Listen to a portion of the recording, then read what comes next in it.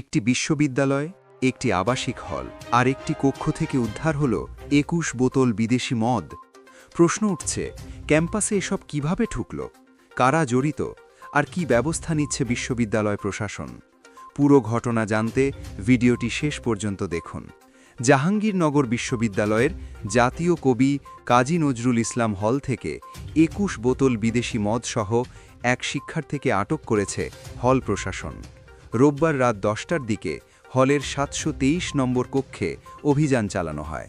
গোপন সংবাদের ভিত্তিতে হল সংসদের প্রতিনিধিদের সঙ্গে নিয়ে এই অভিযান পরিচালনা করে হল কর্তৃপক্ষ। তল্লাশি চালিয়ে কক্ষটির ভেতর থেকে উদ্ধার করা হয় একাধিক ব্র্যান্ডের ২১ বোতল বিদেশি মদ। আটক শিক্ষার্থীর নাম ফজলে আজওয়াদ।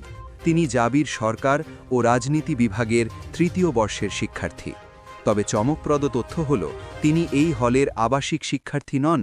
মীর মোশাররফ হোসেন হলের শিক্ষার্থী হয়েও নিয়ম বহির্ভূতভাবে কাজী নজরুল ইসলাম হলে অবস্থান করছিলেন।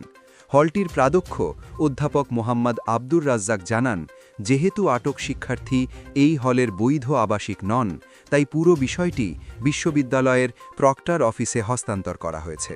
বিশ্ববিদ্যালয়ের আচরণবিধি অনুযায়ী তার বিরুদ্ধে প্রয়োজনীয় ব্যবস্থা নেওয়া হবে বলে জানানো হয়। এই ঘটনায় শিক্ষার্থীদের মধ্যে তৈরি হয়েছে নানা আলোচনা। ক্যাম্পাসে মাদক নিয়ন্ত্রণে আরও কঠোর নজরদারির দাবি উঠেছে। আপনার মতামত কি? কমেন্টে জানাতে ভুলবেন না। ভিডিওটি তথ্যবহুল মনে হলে লাইক দিন, শেয়ার করুন আর নিয়মিত আপডেট পেতে সাবস্ক্রাইব করুন আমাদের চ্যানেল।